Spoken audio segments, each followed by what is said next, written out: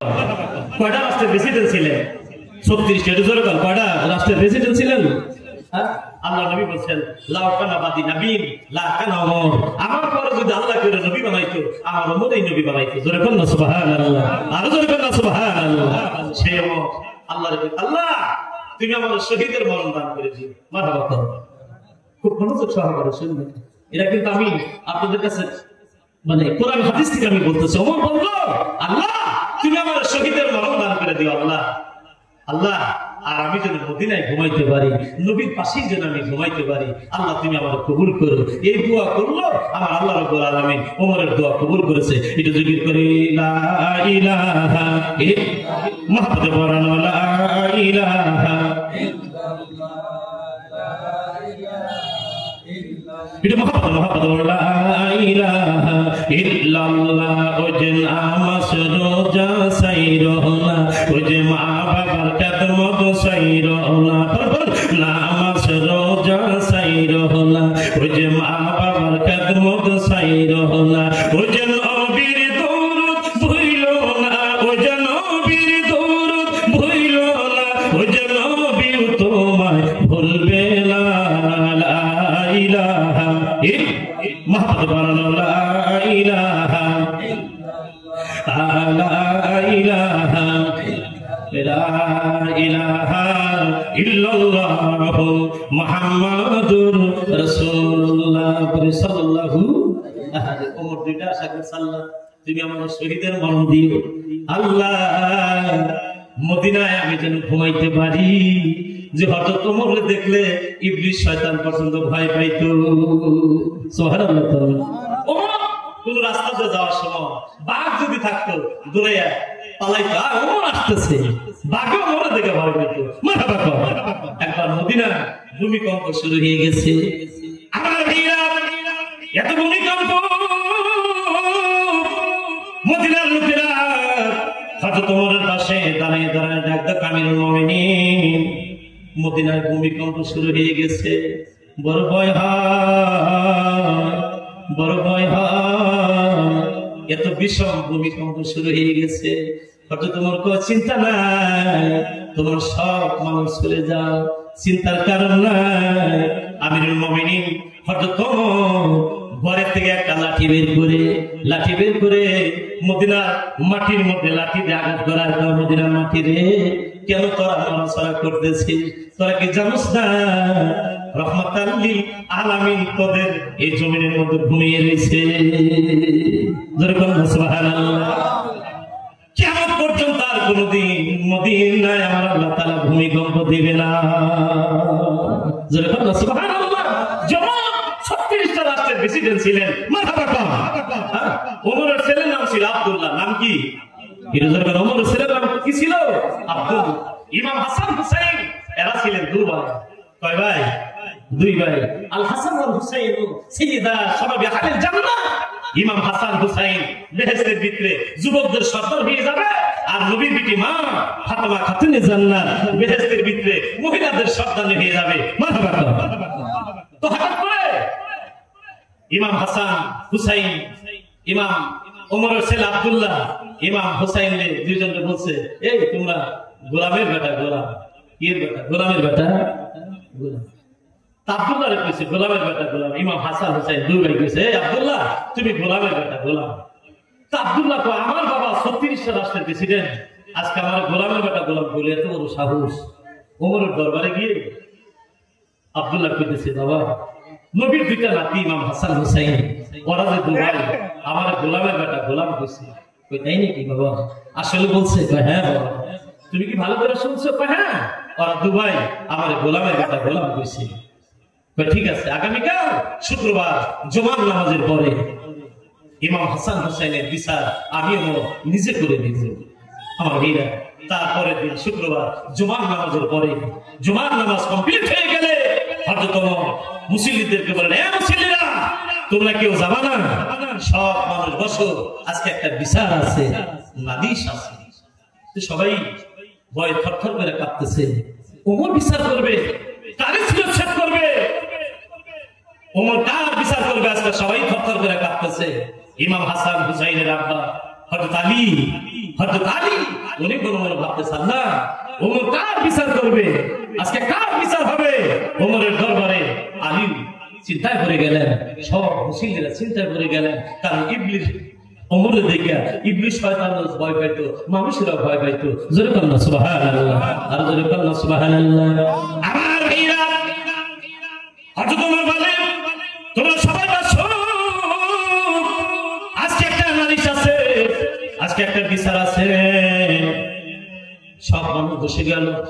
হযরত ওমর ডাক ডাক ইমাম হাসান ইমাম হুসাইন রে তোমরা দুবাই আমার কাছে আসো। দুইটা ভাই ধরে আছে, কি বলেন?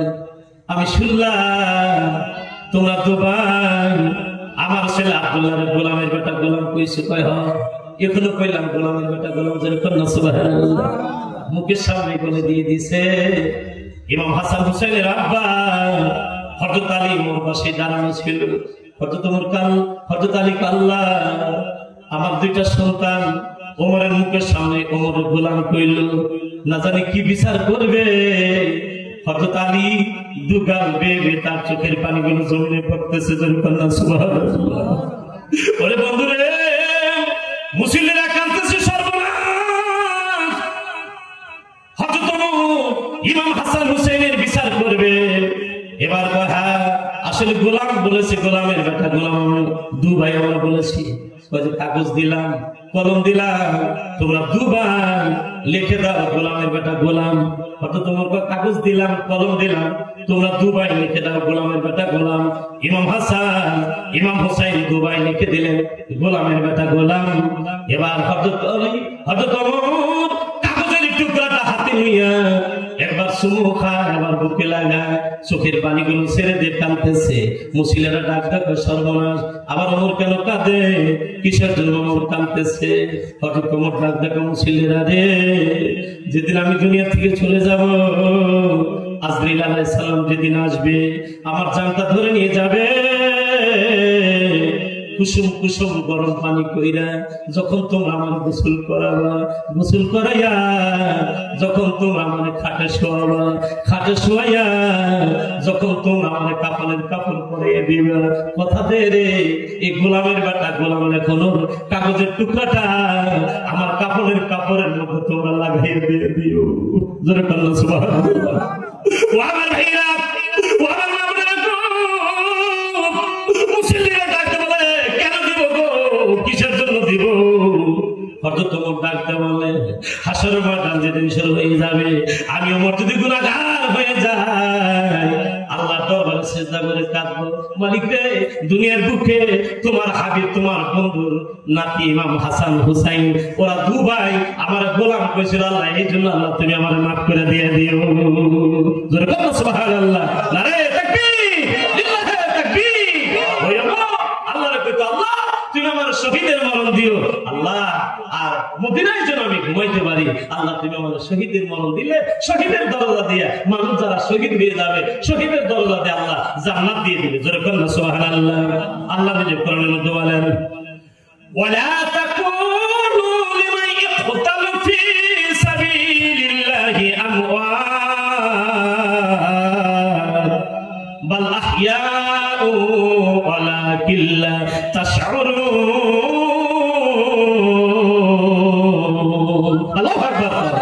যারা শহীদের মরণ হবে এটা আমার কথা না, আল্লাহ কোরআনের মধ্যে বলছেন ওয়ালা তাকুনু লিমান ইয়াকতালু ফি সাবিলিল্লাহি আমওয়াত বাল আহইয়াউ ওয়ালাকিন লা তাশউরুন। আল্লাহ কয় যারা শহীদের মরণ হবে তাদেরকে তোমরা মিথি বলে যাবে, তাদেরকে সাধারণ মানুষ বলিয়ে না, যারা শহীদ হয়ে যাবে তারা আমি আল্লাহ আমার কাছে শান্তি লাভ করতেছে, আমি আল্লাহ হাসরের ময়দানে শহীদের দরজাতে জান্নাত দিয়ে দিব। জোরে বলুন না সুবহানাল্লাহ। এখন আওয়ামী লীগ বিএনপি জাতীয় বাড়ি কিলাকিলি করে যদি মরে যায়, মারামারি করে মরে গেলে ওটা দেখবে শহীদ বলা যাবে? এই কথা বল না কেবে শহীদ বলা যাবে? তো হঠাৎ দুইটা জিনিস আশা করছে, কয়টা জিনিস? এটা জোরে বল, কয়টা জিনিস? দুইটা জিনিস। আল্লাহ তুমি আমার শহীদ দিও আল্লাহ গো, আর মদিনায় আমি যেন ঘুমাইতে পারি। জোরে বলুন না সুবহানাল্লাহ। আমার ভাইরা কিতাবের মধ্যে আছে হযরত আমিরুল মুমিনিন যখন নামাজে দাঁড়িয়ে গেছে, যখন নামাজে দাঁড়িয়ে গেলেন, নামাজের অবস্থা কাফের দলেরা বেঈমানের দলেরা হযরত ওমরের পেটের মধ্যে ছুরি দিয়ে এত জোর আঘাত করেছে, এত জোর আঘাত করেছে, আরে এত জোর আঘাত করেছে, খাদ্যথলি কেটে গিয়েছে, খাদ্যথলি কেটে গিয়েছে। লোকেরা কয় সর্বনাশ, ওমর তো আর বাঁচবে না, খাদ্যথলি কেটে গিয়েছে। আমিরুল মুমিনিন, আপনার আর বাঁচার কোনো আশা নাই।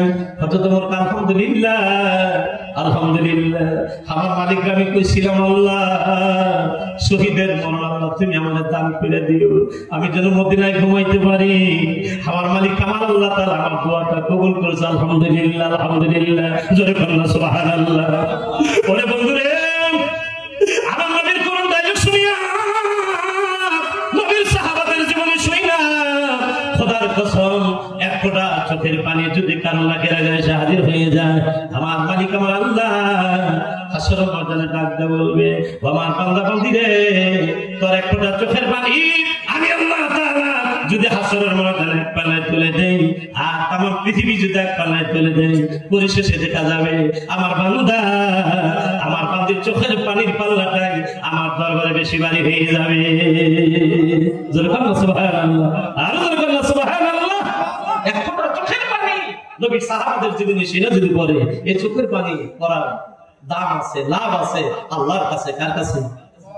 কার কাছে? শহীদের মরণ হয়ে যাবে। ওমর বললেন আলহামদুলিল্লাহ, আল্লাহ আমার শহীদের মরণ দিয়েছে, আলহামদুলিল্লাহ, আলহামদুলিল্লাহ। আমার ভাইরা, হযরত ওমর ডাকতে বলে আব্দুল্লাহ, ওমর ছিল আব্দুল্লাহ, আব্দুল্লাহ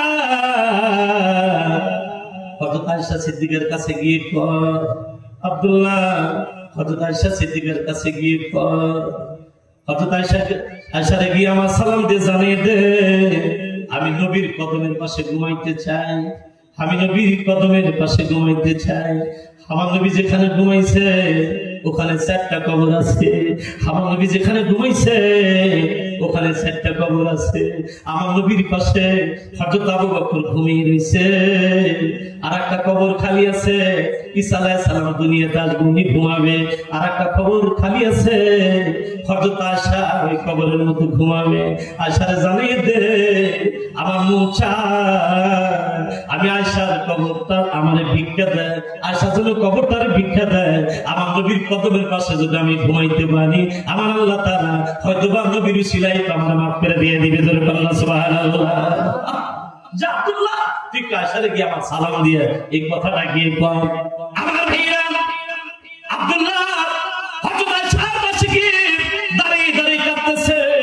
হযরত আয়েশা সিদ্দিকা বলেন, আব্দুল্লাহ তুমি কেন কাঁদো, কিসের জন্য তুমি কাঁদো? আব্দুল্লাহ ডাক দিয়ে আয়েশা, ওকে আপনি শোনেন, আমার বাবা আপনার সালাম দিছে, আমার বাবা কইছে আপনার জন্য যে কবরটা আমার নবী রেখে গিয়েছে ওই কবরের মধ্যে আমার বাবা ঘুমাইতে চায়, আপনি কি কবরটা দিবেন? আমার বাবা এটা জানতে কইছে, আপনি কি কবরটা আমারে দিবেন, আমার বাবারে দিবেন? হযরত আয়েশা কয়, আব্দুল্লাহ যাও যাও যাও, তোমার আব্বারে গিয়ে কও এই কবরে তো ওমরেই মানা, আমার ওমরেই তো মানা।